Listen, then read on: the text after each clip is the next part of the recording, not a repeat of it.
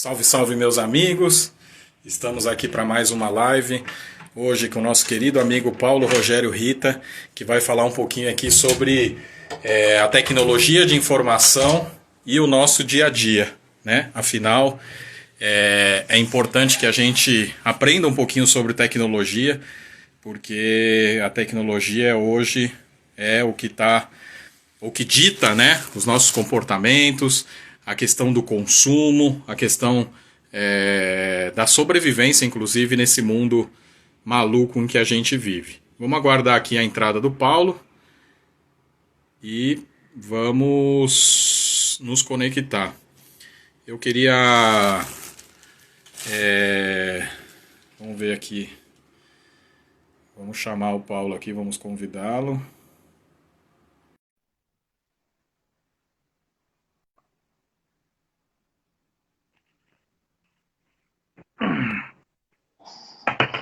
Oi, Paulinho!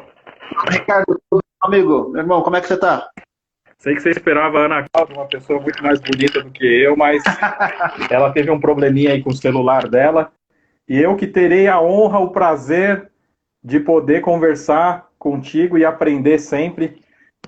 Afinal, você é uma das pessoas que eu admiro muito, não só como pessoa física, mas também com esse seu caráter empreendedor que eu admiro bastante.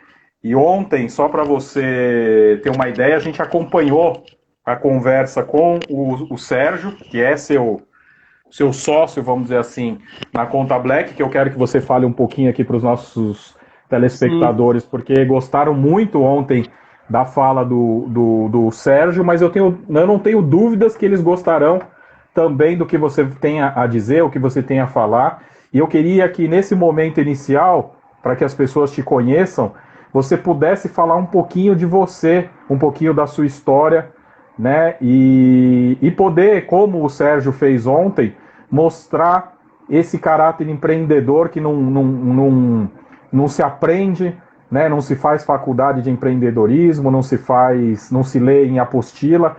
Eu costumo dizer que o empreendedor é aquele que pula de um penhasco e em queda livre ele constrói o avião, né? É isso aí. Eu li isso e guardei muito porque achei que é o suprassumo da definição do que é o empreendedorismo, ainda mais num país tão racista, num país tão segmentado que a gente tem. Então eu queria que você se apresentasse para depois a gente falar um pouquinho sobre tecnologia da informação, como que isso influencia no nosso dia a dia e também falar um pouquinho de empreendedorismo, que eu sei que você é mestre em tudo isso. Bom, primeiro, muito obrigado pelo convite, né, Ricardo? Já nos conhecemos de longa data e participamos de algumas coisas juntos, né? Inclusive projetos sociais, eu acho que é uma obrigação de todo mundo que quer empreender, ter uma veia social, independente de religião, partido político, precisa olhar para o país como uma obrigação do empreendedor ou do empresário, né? Meu nome, Paulo Rogério Rita, 48 anos, né? Comecei a empreender depois que tive também um dissabor, mais ou menos como a história do Sérgio, né? Tive um dissabor trabalhando para o mercado corporativo, das 10 maiores empresas do país, cheguei a trabalhar em 8 delas, né? E aí, assim, minha história como empreendedor começou em 2009. O meu último emprego foi de então era uma das 10 melhores empresas do país que tinha para se trabalhar na época. Eu falei, cara, eu não quero mais passar por isso, eu não quero mais ter essa vigilância constante, né? E você não ter mais aquela vontade de você crescer, porque chega um momento que você vai estagnar. Chega um momento que você, sendo empregado de alguém, você para, né? Porque você tem ali um limite de escopo que você pode atuar, né? E aí a veia empreendedora, ela vem a partir daí. Então, eu decidi que eu não queria mais ter aquele sentimento ruim na minha vida, né? Que você fica parado sem saber para que lado que vai e tudo mais. Então eu comecei nesse Que ano momento. era isso, Paulinho? 2009. 2009. Aí montei uma empresa em 2009, né? Tive felicidade nela, vendi essa empresa. Aí montei uma segunda empresa, né? Chamada Tech Intel em 2011, né? 2010, 2011.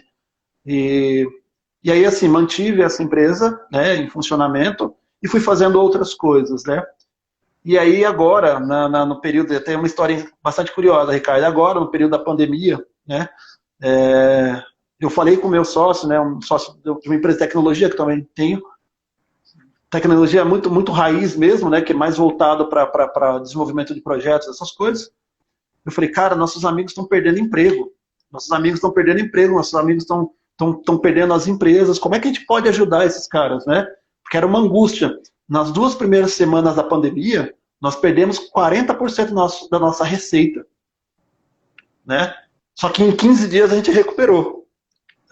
Não tem, não foi milagre, não tem receita de bolo para isso, cara. A gente falou, cara, a gente não pode perder mais e vamos recuperar o que a gente perdeu. E aí todo mundo focou, apontamos o navio para a mesma direção e fomos, né? Conseguimos recuperar. Quando a gente estava olhando para isso, né, os nossos amigos perdendo toda hora chegando uma notícia, perdi meu emprego, pô, a empresa fechou, né, cara, a gente começou a ficar desesperados pela situação dos amigos, né? E aí quando a gente falou assim, poxa, tem que ter alguma coisa que a gente possa fazer. E aí surgiu a oportunidade da gente comprar uma empresa na área tributária, né? Uma empresa com 40 anos de mercado, a pessoa já conhece, ajudou a escrever a liturgia da Receita Federal, então ela conhece muito. Então ela sentou dos 2 lados da mesa. Então a gente falou assim, cara, dentro da lei, como é que a gente consegue ajudar as empresas? E aí ele falou, cara, a gente consegue fazer o parcelamento das dívidas das empresas com redução, às vezes até 70%, né, da redução, de redução de uma dívida pública.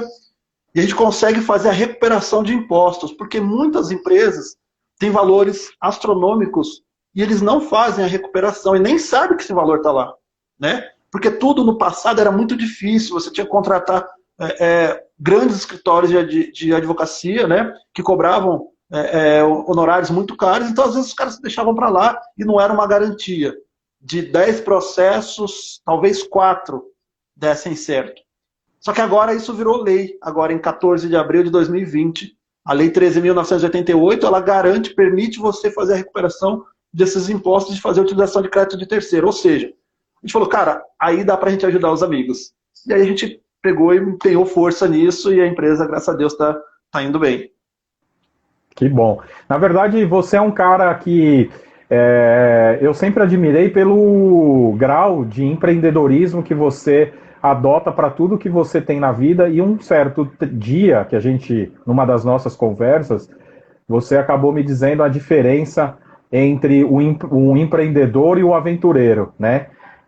Eu queria que você pudesse passar para as pessoas essa diferença, né? E por que o empreendedor ele é empreendedor e não um aventureiro que acaba atirando para muitos lados ou acaba não fazendo sentido daquilo que ele adota para a vida dele, o que eu chamo de incoerência muitas vezes, né? Então eu queria que você, para a gente iniciar nosso bate-papo aqui, diante das inúmeras coisas que você tem na sua vida, que, né, eu não sei como que você encontra tempo para isso, mas eu queria que você me dissesse um pouco, para a gente começar, qual é a diferença de alguém que atira para todo lado e do real empreendedor?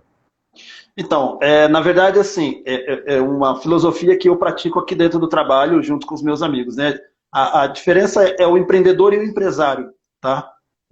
Foram essas 2 comparações que eu fiz, porque o empreendedor hoje ele está muito em moda, né? E criar startup é muito fácil, o governo flexibilizou você abrir um CNPJ, então, assim, ficou muito fácil você montar uma empresa, né? Então, eu costumo dizer que assim, o empreendedor ele precisa colocar os pés no chão e não aceitar a derrota. Não pensar assim, cara, eu vou montar, se quebrar tudo bem, quebrou, eu monto outra coisa ali na frente. Essa é a diferença básica que a gente fala para todo mundo. Cara, empreendedor todo mundo mas assim, precisa sair um pouco dessa caixinha de aceitar a derrota e falar, cara, não deu certo, fecha esse negócio e abre o outro. Não deu certo, você tem que se virar e fazer dar certo. Você não pode aceitar a derrota tão facilmente e falar assim, cara, quebrei. Quebrou, continua, sabe? Muda. Você não pode olhar a sua empresa quebrando e falar, cara, daqui 3 meses ela vai estar quebrada. Você tem 3 meses para mudar a realidade. E acho que talvez essa é a definição, Ricardo. Eu tenho visto muitas pessoas nessa onda de startup. Vou montar uma startup. Porque todo mundo imagina que a startup que está montando vai virar unicórnio. né, que vai receber muito investimento, mas antes disso você tem que colocar de pé, antes disso tem que faturar, tem que ter receita, tem que ter processos, enfim, é muito importante que você consiga se posicionar na vida, porque, de fato, quando você precisa de dinheiro, você tem que vender alguma coisa. Você tem que saber vender alguma coisa. É o seu trabalho, é a sua mão de obra, é um copo d'água, é uma garrafa de água, mas você tem que saber vender alguma coisa. Então, é essa a diferença básica. O empreendedor, às vezes, ele é um cara que sonha muito, né? Tem muito, como é que eu posso dizer? Tem muitos gatilhos para fazer muitas coisas, mas ele esquece o principal, ele precisa vender. Então, vamos dar um exemplo. Cara, um empreendedor que faz, sei lá, bolo faz cupcake, tá? Poxa, ele é ótimo fazendo isso, mas ele precisa lembrar que ele precisa vender. A receita dele, se ele não vender, se não chegar no público-alvo dele, não vai servir para nada. Então ele vai ser só um cara sonhador, com um monte de bolo em cima da mesa, mas que não consegue colocar isso para vender. Então, há uma pequena diferença aí que eu enxergo assim. Muito bom. E, na verdade, as pessoas têm que adotar alguns conceitos, né? Eu costumo dizer que a vida para dar certo, um negócio para dar certo, ele tem que ser praticado sob 3 aspectos: conhecimento, consistência e intensidade. O que acaba acontecendo com as pessoas é que elas acabam adotando esses conceitos em horas diferentes, e o que não geraria sucesso. Então, normalmente as pessoas começam com intensidade, né, ao invés do conhecimento, ou seja, eu vou passar a conhecer o meu negócio ou aquilo com que eu vou trabalhar. Depois eu faço uma consistência em cima desse trabalho, ou seja, trabalho todos os dias aquilo para depois eu aumentar a minha produtividade. O que as pessoas fazem, que é um pouco o que acontece na academia, no primeiro dia ela faz todos os exercícios. No segundo dia, ela já está quebrada, porque ela fez os exercícios sem conhecimento, intensificou, e aí você perde a consistência. E é por isso que as pessoas deixam de ir à academia. E aí eu queria apontar que a gente, quando se conheceu, a gente se conheceu um pouco pelo um aplicativo na época, que era um Insamba. Isso mesmo. Me explica um pouquinho como que você, da área da tecnologia, pensou em levar a sua tecnologia para os negócios. Perfeito. Bom, vamos lá. Primeiro, vamos explicar o que é um Insamba, né? Insamba não é uma ideia minha, é uma ideia minha aí do Sérgio Vertello, né? Que é meu amigo. Então, todo sábado a gente se reunia ali na Moca, ali, e a gente ia comer uma feijoada junto com um ex-jogador do Corinthians, o Célio Silva, e a gente dizia o seguinte: cara, o que a gente vai fazer agora? Vamos comer uma feijoada, tá legal, vamos comer uma feijoada e a gente quer ir num samba. Onde que a gente vai achar uma roda de samba? E ficava essa dúvida, né? E aí, a partir daí, a gente falou, cara, dá pra gente fazer coisa melhor que isso, ficar ligando para todo mundo, poxa, onde tem uma roda de samba? Então a gente pensou em reunir todo esse conhecimento e colocar num aplicativo, onde você, a partir da sua posição geográfica, né, sua geolocalização, eu pudesse informar o que tinha por perto ali da sua região ali, em termos de roda de samba, artistas independentes e casas de shows. Essa foi a ideia inicial, né? Então a gente começou a brincar com isso, né? Tivemos um relativo sucesso com relação a esse aplicativo, só que a gente entendeu que, para a época, precisava de um investimento muito alto para fazer o que a gente queria fazer. Demos uma estacionada no projeto, né? E agora esse ano ele vai voltar com força total, porque a tecnologia melhorou, os preços caíram daquilo que a gente queria fazer, né? Então antes era muito caro você importar o que a gente precisava importar, software e tudo mais. Então a tecnologia ficou mais barata, ficou mais acessível, né? A utilização do 4G também ajudou bastante, porque se você pensar em 4 anos atrás, onde a maioria das pessoas não tinha um bom pacote de internet, né?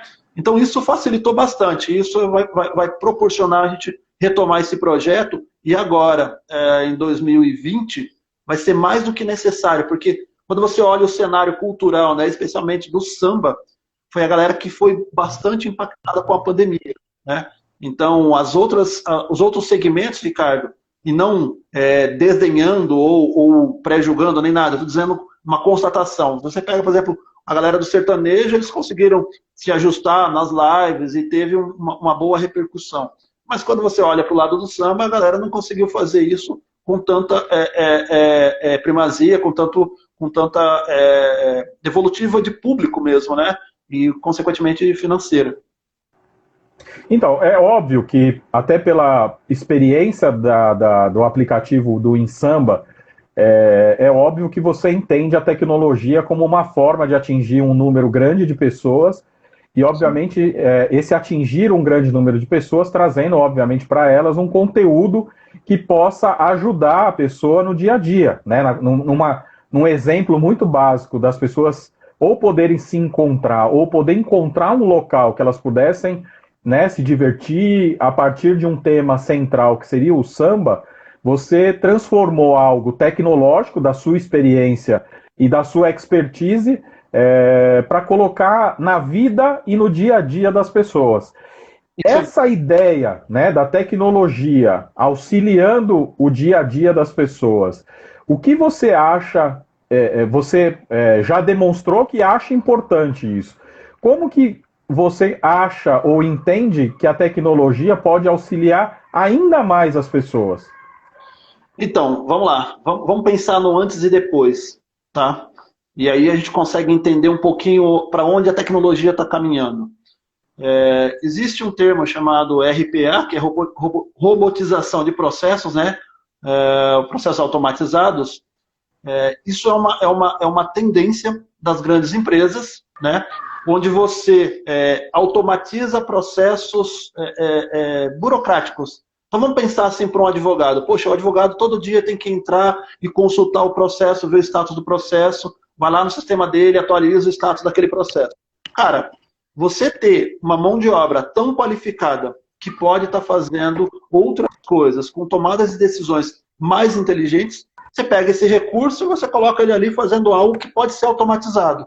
Então, esse tipo de problema, que sempre surge projeto para a gente assim, a gente está acostumado a fazer. Então, assim, ó, a gente diz assim, olha, a gente deixa o robô fazendo atividades de robô e coloca o ser humano fazendo atividades de ser humano. O ser humano, ele é criativo. O ser humano é para pensar, para tomar decisões baseadas em experiências, né? E o robô, ele é para fazer automatização de processo. Então, quando você usa a tecnologia no detrimento de ganho de performance, para que as pessoas tenham mais tempo para poder estudar, poder fazer qualquer outra coisa, aí eu acho a tecnologia assim, fantástica. E aí, de novo, então, quando você pega uma geladeira, que você abre a geladeira, ela te avisa que está acabando o leite, cara, isso é um uso bem empregado da tecnologia. Quando você vê, por exemplo, a galera fazendo fake news, espalhando isso, a tecnologia é mal empregada. Mas precisamos ter mais mentores influenciando as pessoas a usar bem a tecnologia. Não tem que ser restrito das grandes corporações, nem das grandes empresas. As pequenas e as médias também podem utilizar a tecnologia. Muito bom. Eu vou te fazer algumas perguntas aqui que vão parecer até... eu, assim, embora oriental, e as pessoas têm esse preconceito de que o oriental ele tem uma facilidade com a tecnologia, eu, ao contrário, ainda preservo muito, ou tento me preservar muito da tecnologia. Para você ter uma ideia, meu pai só foi adquirir um celular em 2010 para assistir a Copa do Mundo, então ele tinha o celular mais porque tinha TV do que porque tinha o telefone. Então, assim, eu vou ser sincero, eu sou fã da tecnologia, sou fã dessas ferramentas que auxiliam o nosso trabalho. Depois eu vou contar um pouco das nossas experiências aí com esses tais de robôs, mas muita coisa eu sei que existe, mas eu não sei o significado. Eu vou te fazer algumas perguntas e você explique para mim, explique para as pessoas que estão nos assistindo da forma mais popular possível, porque é algo que talvez as pessoas já ouviram falar, não sabem explicar o que são, mas sabem que tem uma relevância. Então, eu queria começar com uma pergunta: o que é algoritmo? Bom, vamos lá. Algoritmo é sempre que você tem um conjunto de ideias relacionadas a um determinado problema, né? Onde você cria um fluxo de resolução. Então, vamos pensar assim, uma receita de bolo é um algoritmo, tá? Então, pensa assim, cara, o que eu preciso para fazer um bolo? Todo o procedimento, né? E todo o processo está escrito ali. Ó, você precisa ter os ingredientes, X, Y, Z.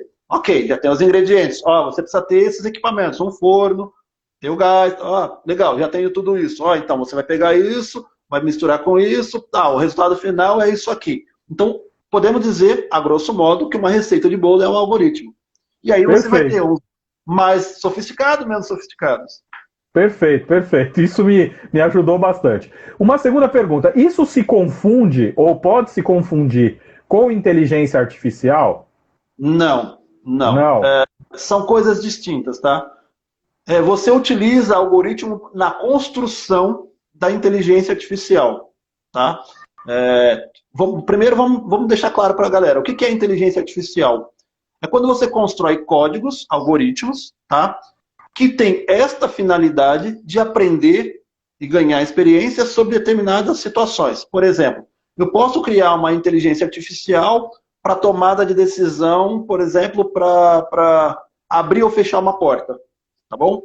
Então, assim, eu vou ensinar o robô que se chegar um fluxo X de pessoas, né? E se esse fluxo tiver uma velocidade x, y, z, ele vai abrir a porta com mais facilidade. Por exemplo, isso seria uma aplicação de inteligência artificial. Tá? Muito bom. Aí, nessa linha da ignorância, eu entendi muito bem pela sua explicação que é o algoritmo, eu nunca mais vou esquecer, da mesma forma que eu entendi agora o que o algoritmo faz, que também contribui para essa inteligência artificial. A pergunta ignorante: você acha que a inteligência artificial, no que ela vai diferir, ou ela vai substituir a inteligência humana? Ou por que não vai? Bom, eu acho que ela não vai substituir a inteligência humana por um fator bem simples. Não dá para você compilar, por exemplo, no meu caso, 48 anos de idade num código. Porque você precisa treinar a inteligência artificial para as experiências. Então, se você colocasse hoje um robô para aprender tudo que o Paulo ou que o Ricardo sabe, cara, vai demorar muito tempo para ele ter experiência. E a sua tomada de decisão ela é baseada em sentimento. E a inteligência artificial ela não tem sentimento. Então, o dia que você acorda mal-humorado, a sua decisão é uma. O dia que você acorda bem-humorado, a sua decisão é outra. Né? Então, são coisas distintas. Né? A gente costuma falar que inteligência artificial não é esse monstro que todo mundo fala, que vai dominar o mundo, vai dominar o planeta e vai tomar decisão. Não, ele vai tomar decisão naquilo que você determinar que ele tome decisão. Ele sozinho não vai criar uma consciência que ele precisa aprender mais, entendeu? Muito bem. E aí, falando de decisão, que é a palavra aí chave, inclusive para essa questão muito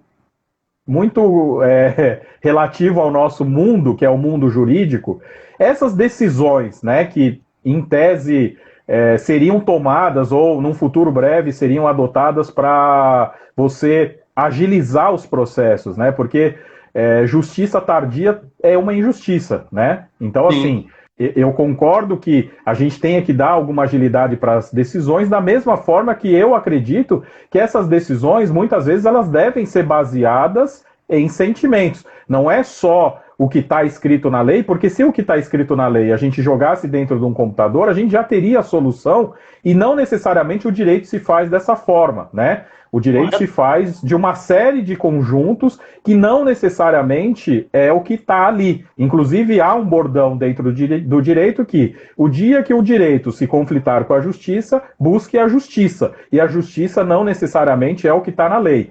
Eu queria saber isso. Hoje, há uma tendência, né, dentre nós aqui, estudiosos do direito, de que talvez a gente pudesse jogar todos os processos dentro de um computador ou dentro dessa inteligência artificial e eles já daria soluções, né? E aí, a mesma forma, o caso concreto, o Paulo fez A e B. Fez A e B e jogo na inteligência artificial, então o resultado é C. Você acha que pro direito, né? Eu sei que você não é do ramo do direito, mas você tem uma proximidade até pelo seu negócio aí tributário. Você acha que a inteligência artificial poderia substituir sim um juiz ou poderia auxiliá-lo numa decisão um pouco menos sentimental e num pouco mais prática? Sim. Como complemento, sim. Como substituição, não. Vamos pensar um pouquinho sobre o que você falou. Não dá para você pegar, por exemplo, o caso de um juiz onde você tem inúmeras questões para avaliar, né? Circunstâncias, sentimentos, né? Para você avaliar e colocar isso dentro de um robô. Agora, se você falar assim, olha, ele pode auxiliar, sim. Você pode pegar todo o processo que você gastaria uma semana para ler e ele lê esse processo todo em pouco tempo, né? Em um dia. E aí dizer para você, olha, cara, depois que eu li, eu tenho esta conotação sobre esse assunto. Pô, e aí você tem uma avaliação complementar, digamos assim. Mas ainda a tomada de decisão e a criatividade depende muito da mente humana, né? Se a gente pensasse em algo desse tipo, eticamente está correndo um risco de substituir pessoas por máquina, né? E vice-versa. E não dá para fazer isso. O que você tem que fazer é assim, olha, tarefas que são para robô, determinamos que o robô faça. Tarefas que são para o ser humano faça. Então, para quem é de tecnologia, ele tem isso muito, muito claro, né? Não dá para você colocar um robô programando um robô. Entendeu? Bom, eu queria dar uma boa noite a todos que estão nos acompanhando aí, aqui. Para todos que vão nos acompanhar depois, nas visualizações posteriores, esse vídeo ficará gravado. Hoje a gente recebe aqui com muito prazer, com muita alegria, o nosso querido amigo Paulo Rogério Rita, que é empreendedor e também especialista nessa área de tecnologia de informação, e ele está fazendo aqui um pouco do beabá, falando um pouco do beabá aqui e do dia a dia da tecnologia de informação, que por mais que a gente esteja intimamente inserido nessa tecnologia, eu posso dizer que a maioria da população ela é uma analfabeta tecnológica, afinal ela sabe alguns comandos, mas a grande questão da tecnologia, muitas vezes ela passa batida, né? Eu sempre aprendi isso, Paulo, que quando você conhece... Foi um gênio que me disse isso, que eu não vou me recordar quem foi, mas foi um gênio, porque eu reconheço isso na conversa aqui contigo, porque ele me disse o seguinte, quando a gente tem algumas facilidades, a gente liga, por exemplo, para um telefone que a gente já sabe o telefone da pessoa, a gente disca, a gente não vai procurar na agenda como a gente faz. Então, é muito mais fácil o ser humano usar de praticidades do que usar propriamente a tecnologia que ele poderia ali usar de forma mais rápida, né? Então o ser humano ainda vai depender mais dele do que da própria máquina, afinal, nem todo mundo sabe usar todos os recursos dessas máquinas. Eu queria que você desse exemplos que as pessoas nem imaginam, e eu sei de alguns que você vivenciou, você praticou ou você viu, da tecnologia influenciando a vida e sendo que as pessoas muitas vezes nem sabem que a tecnologia está influenciando. Eu vou dar um exemplo aqui bem rápido para você pegar o gancho. Eu me recordo que uma certa vez você, criador de robôs a partir de algoritmos, existiam robôs que a gente, num gerenciamento de crises, tinha problema com uma notícia de uma certa pessoa, né? Era uma pessoa conhecida, ela tinha feito uma coisa errada e, obviamente, a nossa imprensa aí mais sensacionalista tinha jogado isso na imprensa e partiu, o que você pesquisasse no nome daquela pessoa, surgia aquela notícia ruim sobre aquela pessoa. E você criava robôs para que não desse, como não dava para apagar os sites, você tinha robôs que clicavam nas notícias boas, para essas notícias boas subirem, e obviamente as pessoas, quando clicassem o nome da pessoa, veriam as notícias boas. Você tinha também questões de robôs que clicavam ali em eleições, por exemplo, que é uma prática, inclusive, que eu acho que é muito antiética, mas você tem esses casos também. As pessoas não têm a mínima ideia de como esses robôs influenciam para o bem e para o mal. Conta alguns exemplos aí, por favor. Eu vou ter que contar o exemplo, mas não posso contar o santo, né? Então vamos lá. Um amigo meu, ele estava participando de uma eleição e ele disse assim, cara, estão manipulando a votação, né? E estava acontecendo um debate por volta das 6 da tarde e dois amigos, né, enfim, duas pessoas debatendo, né, e ele como terceiro, que tinha uma escolha entre os dois, ele falou, cara, estão manipulando os votos. Eu falei, cara, eu acho que não, né, não tenho como saber. Ele falou assim, vou lançar um desafio para você, são 6 horas. O número de votantes aqui, sobre essa eleição, sobre essa situação aqui, não pode passar de 60 mil. Eu falei, tá bom. Ele falou assim, construa para mim, em 1 hora, um robô que faça mais que 60 mil votos para poder provar para eles que a manipulação pode ser feita. E eu falei assim, tá bom, em 1 hora. Ele falou, enquanto está acontecendo o debate. Né? Então, nós fizemos isso, né, não para manipular a eleição para um ou para outro vencer, mas para provar que era possível ser feito. Então, ao invés da gente criar, ao invés da gente fazer 60 mil votos para um lado ou para o outro, eu coloquei 800 mil votos. Para mostrar para os caras, assim, cara, tá vendo? Qualquer pessoa poderia ter manipulado. Então, assim, entregamos depois o código, entregamos tudo, nos apresentamos e tudo mais. E aí eu falei assim, olha, foi feito um desafio para a gente fez esse desafio, né? E a gente cumpriu a meta, que era mostrar que está aberto. Entendeu? Que da forma que vocês colocaram, uma pessoa poderia ter virado a chave e ter vencido esse debate. Então, o robô, de novo, né? Ele serve para automatizar processos, ele serve para ajudar a vida das pessoas, mas depende da aplicabilidade dele. Tá? Um exemplo bacana, Ricardo, que a gente dá, quantas vezes você entra no banco para sacar R$50? Eu? Dificilmente. Dificilmente. Vai lá no caixa, fica naquela fila, chega lá, a menina fala, próximo, tá bom. Aí você vai lá e fala, quero sacar R$50. Você nunca mais fez isso. O motivo de você não fazer mais isso é a empregabilidade da tecnologia. Porque agora com o seu cartão, você passa no caixa eletrônico e você saca. Com o seu celular, você passa no supermercado e você paga com o seu celular. Então, essa é uma aplicação de tecnologia que as pessoas usam todos os dias e não tem noção. Aproveitar e mandar um beijão aqui para Vanessa Gama, que é sua amiga também. Sem dúvida. Mandar um beijão para ela, tô com saudade, preciso, inclusive, tô devendo umas mensagens aí para ela. Deixa eu te falar, Paulinho. Também. Não, visita eu fiz recentemente. Deixa eu te falar, a gente aqui, num certo período, e a gente reconhece muito essa coisa da tecnologia, e até li recentemente que, por exemplo, a Nokia não quis o sistema Android e acabou, né, se acabando. A Kodak não aceitou a fotografia digital, acabou também acabando.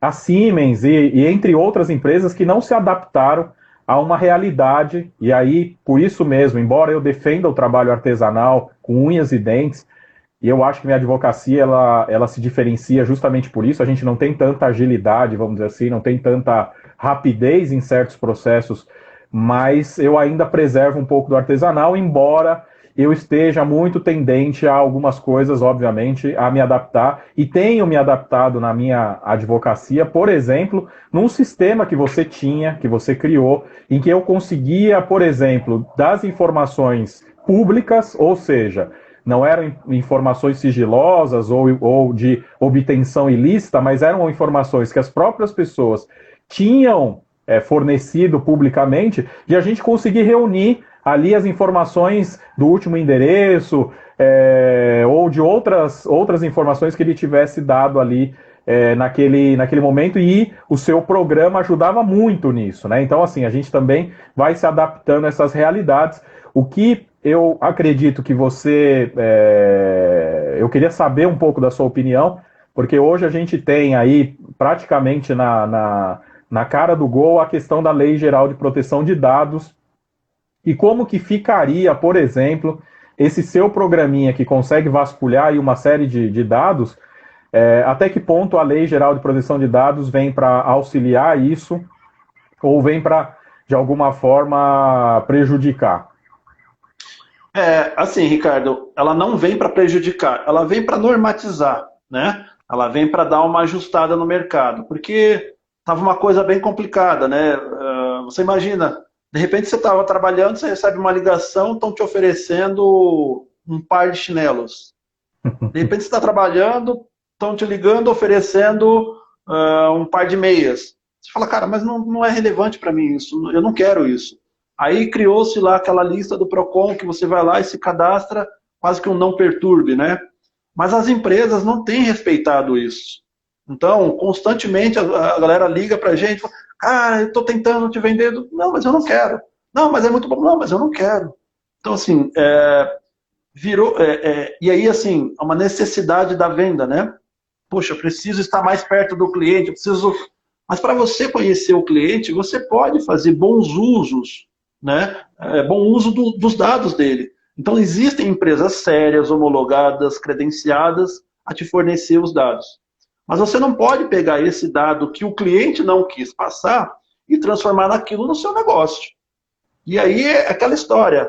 Você imagina, se o dado certo vai parar na mão da pessoa errada, a pessoa errada tem a condição de fazer a coisa errada. Então, Você sabe... Desculpa, você sabe que eu por algumas vezes ouvi dizer, e eu não sei se é verdade, mas obviamente a tecnologia para essas empresas que financiam certos algoritmos são para justamente vender, claro, esse é o maior dos interesses das empresas. Eu já ouvi dizer, por exemplo, quando a gente vai na farmácia e alguém pergunta, você tem um plano de saúde? E aí você vincula o plano de saúde para um desconto, vamos dizer assim, e não existe almoço de graça. Esses remédios que você está comprando, eles são destinados, ou é feito uma varredura da sua vida do tanto que você está tomando de remédio em relação à vinculação com o plano de saúde, e o plano de saúde poderia, em tese, achar que você pode estar numa área de risco, ou você está com uma doença, e poder te cobrar mais caro o contrato. A tecnologia vai tão à frente assim? Vai muito mais que isso, tá? Vamos considerar, vamos pensar em duas divisões muito importantes aí. Antes você tinha um tipo de banco de dados que era parecido com o Excel, onde você tinha linhas e colunas limitadas, tá? Então considera que o Excel, tá, que todo mundo conhece, você tem ali a linha A1, que vai até um determinado quantidade de colunas, determinada quantidade de linhas. O que a gente chamava de bancos de dados relacionais, né? Com a utilização das redes sociais e aumento da informação na tecnologia, né, na internet, os bancos de dados começaram a ficar obsoletos desse tipo de formato. Então precisou criar novos arquiteturas de bancos de dados para guardar qualquer coisa, né? Então você imagina, eu posso ter num banco de dados não relacional o tamanho do seu pé, que carro que você usa. Eu não preciso ter pré-formatado o banco de dados para guardar essa informação. Então veja, toda a informação que você publica, ela é relevante. Então quando você entra numa rede social, você fala, olha, eu participo do grupo de carro de Ferrari. Cara, quem estiver olhando o grupo de carro de Ferrari, se você colocou o seu telefone lá, você está dizendo para ele que você gosta desse carro. Então, veja, a utilização da massa de dados crítica e sensível, ela faz com que isso se torne um bom negócio. Se eu sei que você, toda segunda-feira, vai na farmácia X comprar um remédio X, por que no plano de saúde eu não te oferto um desconto na farmácia X? Então, a LGPD é exatamente sobre isso. Dizer assim, olha, cara, o Ricardo não permitiu que o dado fosse para a farmácia. Ah, mas ele colocou o CPF dele lá. Tá ok. Mas ele não permitiu que a farmácia vendesse o dado ou entregasse o dado para outra pessoa. Mas aí tem também os gatilhos, porque ninguém lê o contrato. Então, quando você baixa um aplicativo, precisa ver para onde você está permitindo que leve o seu dado. Às vezes você está dizendo assim, olha, eu permito que você pegue o meu dado e venda o meu dado. Você está dando o que a gente chama de opt-in. Você está dizendo, olha, beleza, eu concordo. Então a grande maioria das pessoas não lê aquelas letrinhas miúdas, até por característica do brasileiro mesmo, a gente não lê mesmo. Tá? Então se você colocar ali uma cláusula dizendo, olha, Ricardo, quando você baixar o meu software, eu vou utilizar os seus dados para fazer X, Y, Z. Tá? Você concordou. Então a gente precisa tomar muito cuidado com o dizer sim ou não.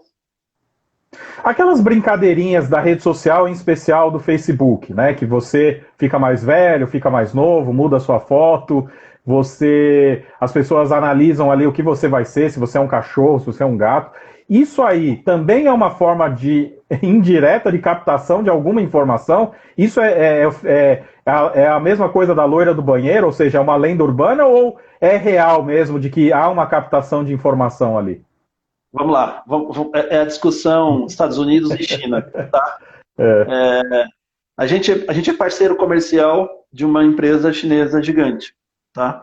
Então, toda vez que a gente vai falar de servidores, a gente utiliza a tecnologia que a gente tem e que entende ser a melhor e mais barato, uma solução muito boa. Então, as pessoas fazem a mesma pergunta. Cara, poxa vida, mas isso é possível? Ricardo, ou o seu dado vai estar sendo espionado por um lado ou sendo espionado pelo outro, entendeu? Tem certo ou errado? Não tem certo ou errado. Isso eu não quero. Quem produz a tecnologia produz o parafuso, o software, o hardware. Cara, você vai me dizer que você tem 100% de segurança que está sendo hackeado? Não dá. Então, quando você utiliza, vamos pensar em plataforma. Quando você utiliza uma plataforma de uma rede social, lembre-se, você está colocando o seu dado lá.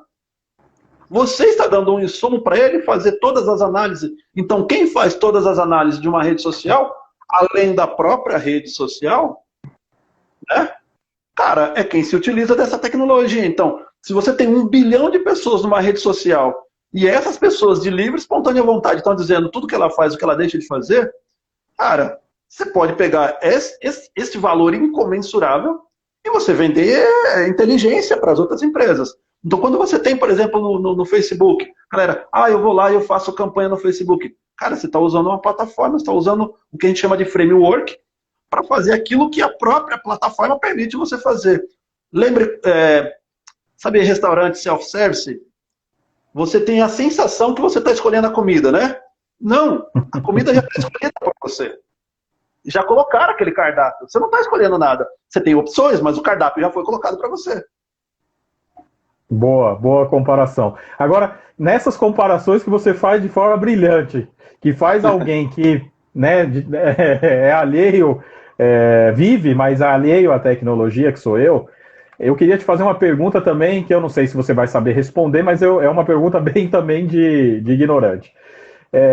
Vamos supor, né, como que se negocia isso? As empresas se conversam sobre esses dados, elas fazem parcerias para pensar isso, por exemplo, da farmácia com o plano de saúde. Existe qual que é a profissão ou quem que bola essas engenhocas de parcerias, por exemplo? Porque para mim, parceria é muito no olho a olho, ali sentar e fazer um negócio, mas isso a gente está falando de interligações por meio de algoritmos, né? E eu queria saber se isso já é uma prática nova, se já é também se já tem um profissional para isso.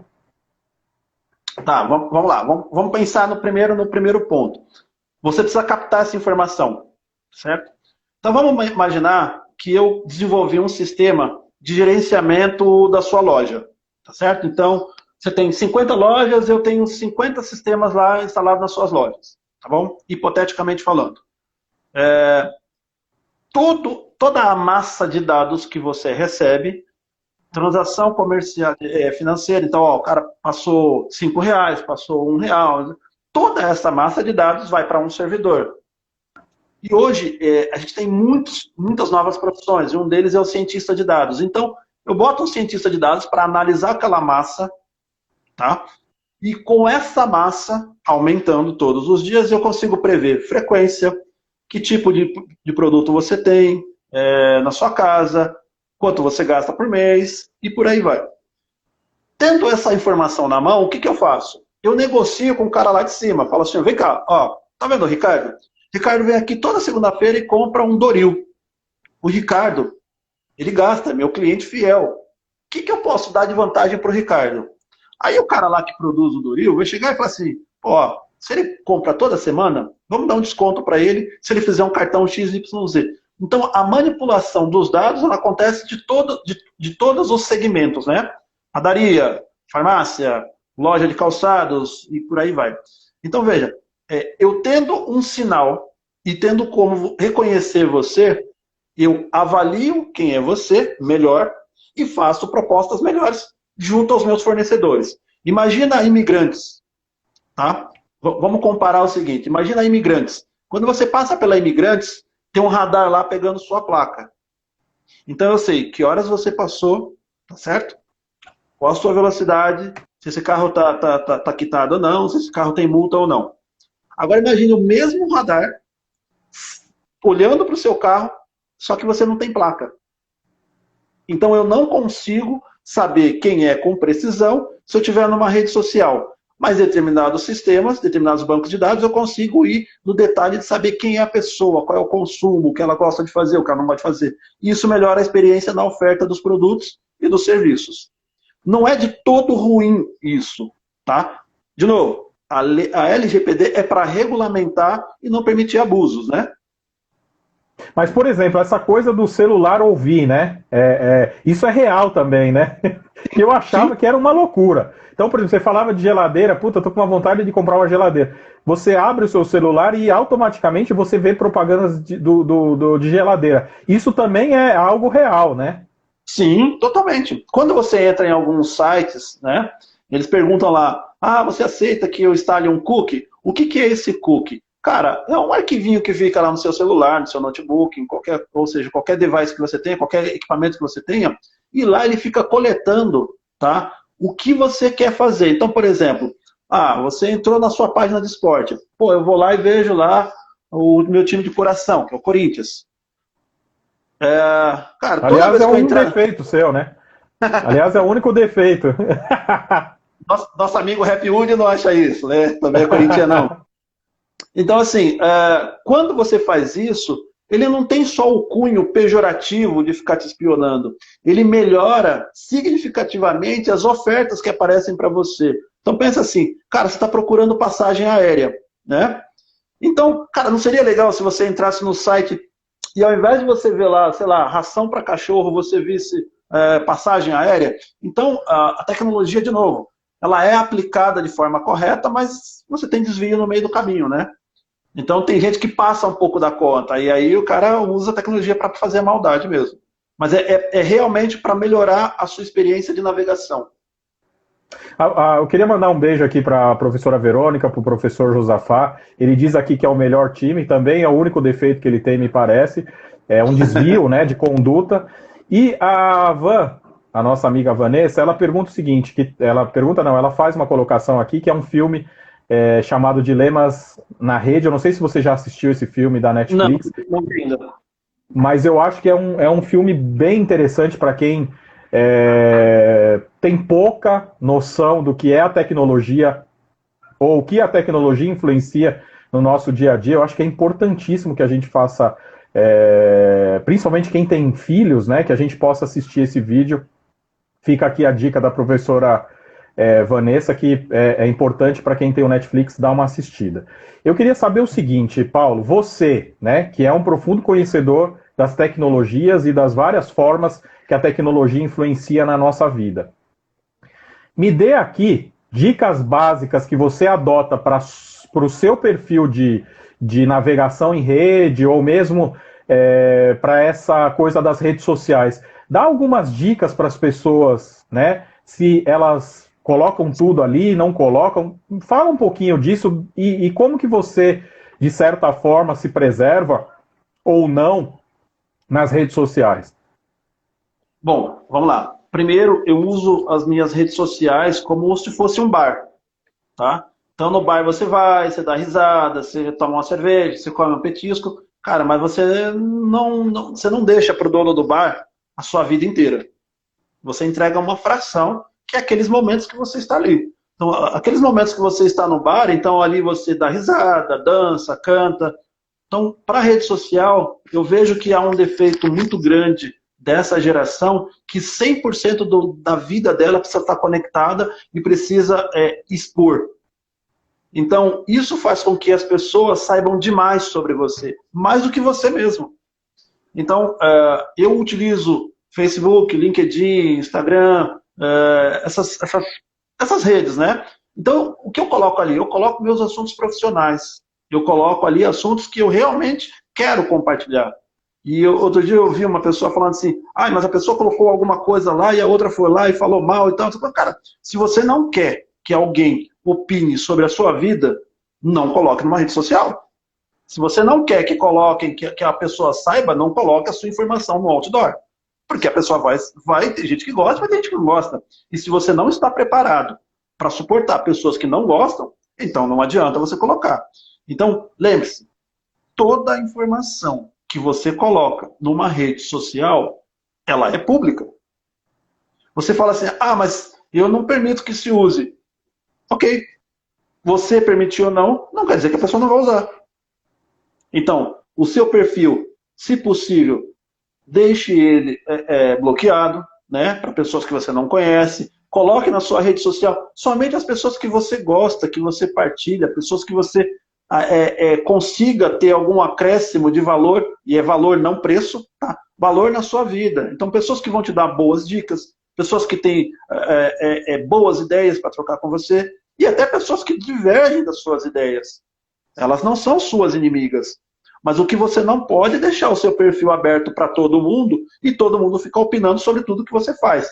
Lembrando que hoje a gente vive uma situação em que absolutamente a grande maioria das pessoas precisa expor a vida inteira dela. Você não precisa disso. Você não fazia isso há 20 anos atrás e você era feliz do mesmo jeito.